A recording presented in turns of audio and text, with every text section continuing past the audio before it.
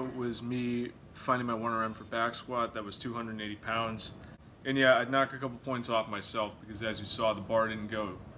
The bar went back at an angle, it didn't go straight back up. Either way, I'm happy with how the rep came out. But anyway, I do have my 1 rep maxes figured out. So on back squat, 280, like I said before. Power cleans is 175, which is 10 pounds above where it was when I started. Bench is up to 225, so the highest it's ever been for me. Up 20 pounds from when I started 6 weeks ago.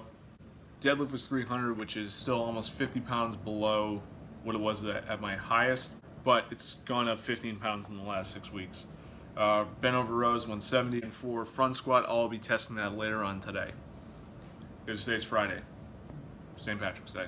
In addition to that, I gained 4 pounds on this program, 3 of which was lean mass. This was calculated by measuring my body fat using bioelectrical impedance, which I'll talk about a little bit later on, and then just doing some simple math, figuring out how much lean mass I have versus how much fat mass I have. So I didn't really gain any body fat.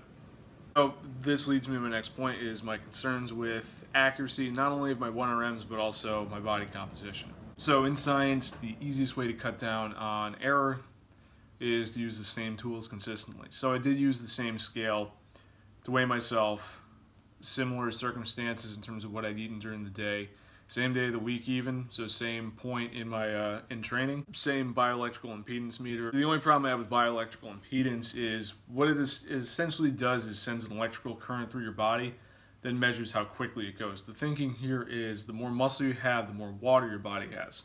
So in other words, the faster the current will go. So that means hydration's a factor. So I can't be 100% sure if my hydration was exactly the same as it was, but the number came out exactly the same in terms of percentage. Compound that with the fact that there's a 3 to 4% margin of error, and you're kind of, if you excuse my language, pissing into the wind when you use bioelectrical impedance. That being said, if it's the only way you're measuring your body fat, but you are doing it consistently, you notice the number is starting to trend down, you're more than likely losing body fat. Again, it's like I always say about this stuff, it's a tool, it's all about how you use it. So what's next, I hear you ask? So next I'm going to be jumping to sort of the next logical step when it comes to programming. It's the next thing I go for once my clients have run through linear periodization either a couple times or they're just not seeing gains in strength like they were in the initial phases, which is undulating periodization. Specifically daily undulating periodization. Now the thing about these programs is they're not new. It's kind of the new in vogue thing, but they're not new. They've been around for years. On a 4-day split, it would be a light day, heavy day. It's actually what the Texas method is based off of, where you have a high volume day where the intensity is a little bit lower. You have a rest day in between, which is both low volume and intensity, and then you have a high intensity, low volume day at the end of the week. The benefits you get out of this is more specified. So it allows you to cycle intensity and volume on a shorter term basis. And you're essentially trying to promote not only gains in strength, but also gains in size simultaneously.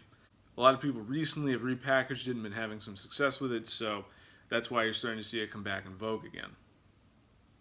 And again, there's nothing wrong with it, because if you look at the way a lot of professionals, notables in this industry just write their workouts and design their programs, they'll usually start beginners off in a linear periodization model, which means gradually either ratcheting up the volume or intensity, and then they'll progress into an undulating periodization. If you look at a lot of strength coaches, they'll do that too. As you're building up to the season, you begin to undulate your periodization to try to force some last-minute adaptations and get your athletes ready for the season.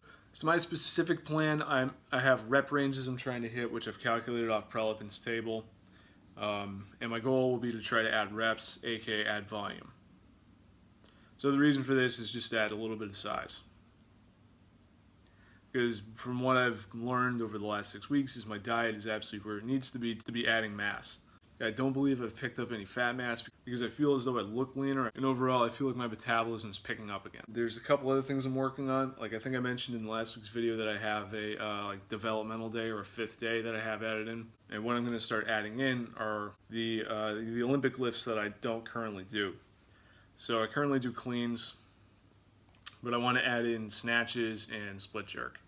The reason being, the snatches pretty much are at the top of the pyramid in terms of developing someone as a weightlifter, because you need to have everything working. You need to have hip mobility, you need to have obviously power at the hips, you need to have shoulder mobility as well, you need to be strong overall. Everything needs to work for you to be able to snatch properly. With my progress over the last 6 weeks, especially in terms of mobility, as you guys saw in the video, I hit depth on that squat. So adding snatch and split jerk as well, it just seems like the next kind of logical progression. Now there's a couple exercises I'll be rotating out, and then I'll be going back to the drawing board and completely redesigning my workouts, but I have that outlined at the very least. So that means this next 6 weeks of undulating periodization will actually serve more as a dry run for what I want to do in the 6 weeks following that. So in other words, I already have my programming and my sort of template and base from what I'm going to be doing now on St. Patrick's Day up until July. And this is why personal training costs a lot of money, because this is the stuff that we sit down and look at for every single one of our clients. But more on that later. Now I'm actually going to show you guys the inside of my notebook and show you guys what my overall plan is and how I developed this plan. Okay guys, so this table right here is known as Prelepin's table. This is the table I based these protocols off of. So as you can see, I have 3 different days. So 1 is kind of an easier day, so it's a higher volume, lower intensity day. 2 is medium volume, medium intensity, and 3 is like a max out or high volume day. So the way I calculated these out was I picked a percentage of 1RM and then looked at the table and figured out how to get close to this number and also how to stay in this rep range while also following the prescribed sets. So if you can see, everything up here matches up with this table pretty much fairly closely. Wait, these are the 5 days. This day I changed a bit. Had to swap a couple things around just based off my developmental goals, which I just went over.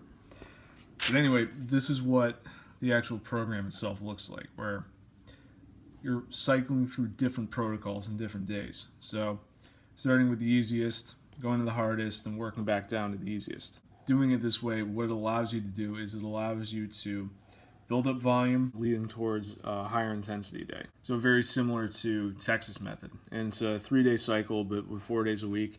It tends to match up well, and you can see that same progression week to week with the exercises as well as day to day between the different workouts. So a couple considerations I had to make were for power cleans and deadlifts. The reason being, as you begin to do heavier weights, high volume deadlifts and high volume power cleans just stop making sense. The reason being because they're both hard on the central nervous system. Deadlift because you're activating almost all the musculature in the body to lift the bar off the ground, and you're doing this without what's called a stretch reflex. Power cleans, it's right there in the name. You're hitting power. So power and volume aren't synonymous. What I did was I kept the reps low and then just added sets. So that way I'm still hitting those rep ranges that I've specified up here in terms of total reps, but I'm just doing it across more sets. That way I can keep the individual volume low. That way you can keep your technique a little bit cleaner per each rep. So this takes more time, yes, but it allows you to train more efficiently in terms of your actual technique, lowers your risk of injury. So anyway, that's the overview, and as for the next 6 weeks, I've kind of laid everything out. I'm going to make some changes based off how this program goes, and hopefully I'll have some updates for you guys along the way. So if you have any questions, obviously submit them down below. Crystal, the nanny they had before, taught him the alphabet and sign language, so he's